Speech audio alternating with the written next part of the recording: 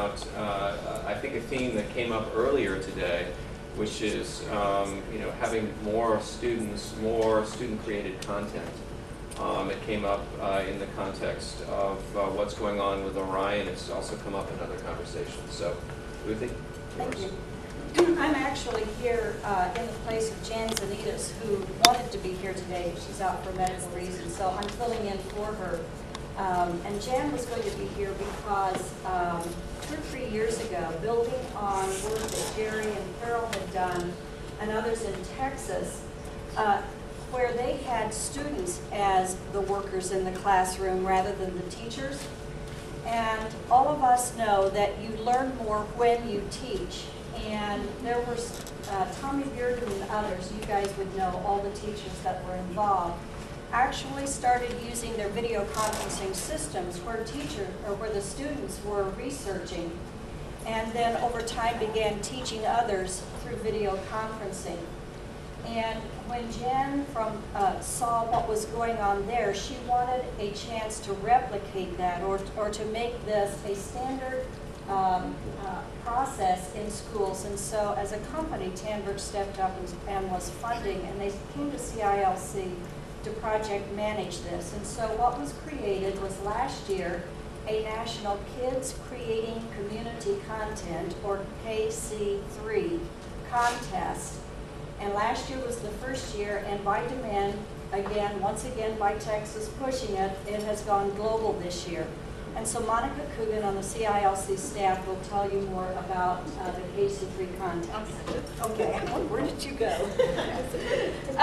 We are actually doing a presentation tomorrow, and Jerry and I are doing one together on student content, so that'll be a little bit more in depth on all the different opportunities you can have to explore. And at that time, we'll be showing a demonstration of some of the things that have been done in Texas as well as this one. But let me just give you the quick details on this. This one has gone global this year and international. And I can tell you, as of 30 minutes ago, I checked, we currently have 31 applications in for this contest this year. Nigeria, Philippines, Morocco. Alberta, Canada has 4. And we have 10 states in. So what happens is, this is for grades 6 through 12. The whole idea is that students are supposed to create something that is content just like a full video conferencing program. So it has to have academic standards aligned to it. They have to have materials that may or may not go out, or the kids can get them online. Last year, our winning project actually even created a website that was interactive for students.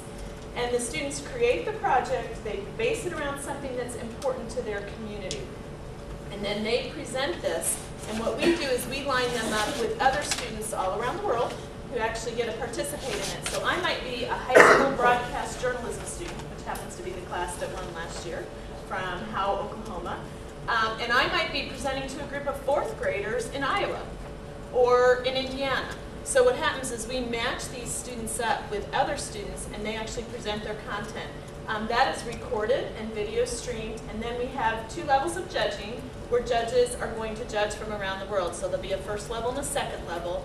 All of these projects come in under rubrics where they have to be active and interactive. So this is about the students creating the content, delivering the content, and receiving the content. And it's very exciting, and it's one of the most powerful things we've seen. And when you see the kids present, it's just incredible. The other thing that's grown out of it is the schools that are starting to do these presentations back and forth have automatically just started jumping into collaborations. So as a result of presenting their content, that has happened. One of the prizes this year, last year we did a little bit differently, but this also came from the push that we got back from folks, is that the schools that win this year will actually get to donate money towards an educational charity of their choice.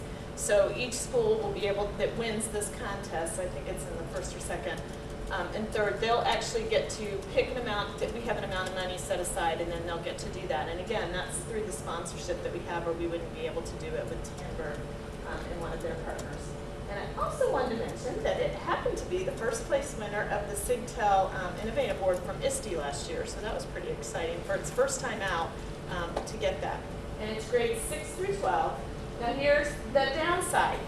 Applications are due Friday. So I've given everybody a card This is the website, so if you have someone you want to get it to, let them know right away that they need to put it in. And Tommy Beard did a great job of telling this to Texas, because it just jumped over the weekend. Several ones came in. You just have to put the application in. If a school ends up withdrawing, it's not the end of the world. All they have to do is go in and fill in who they would do it with, what their class would look like, and then what they think the topic would be. If you don't get it in by Friday, one of the reasons why we extended to October 17th, because it was really supposed to close last week, was just for Internet 2. And that's why we made the October 17th date. So if for some reason you want to get back to someone, I have my business cards here. I'm sure we can figure out how to get you in if it's, you know, kind of right on the border. Make sure you get a card from me and talk to me so that I can work it out with our project manager, Ben Maddox, to get it in. But it's very exciting for the kids and those who get to participate. And they've gotten very creative. And it's predominantly, obviously, video conferencing, but we're seeing the kids integrate a lot of other things into it. Question? Could you give me a framework for how many schools participated last year? You listed 12 was last year. So we've already doubled the enrollment this year. Now, those are applications that are in process at the moment, and we've sent information out, but it is growing. Yeah. Other questions? So how many people, I just want to see real quick, how many people think they might take this back to someone to jump on board and get in? Yay! Okay, good, All right. thanks. Thank you, Monica, Ruthie, appreciate it. It's sort of like a, you know, it reminds me a little bit of some of you remember the ThinkQuest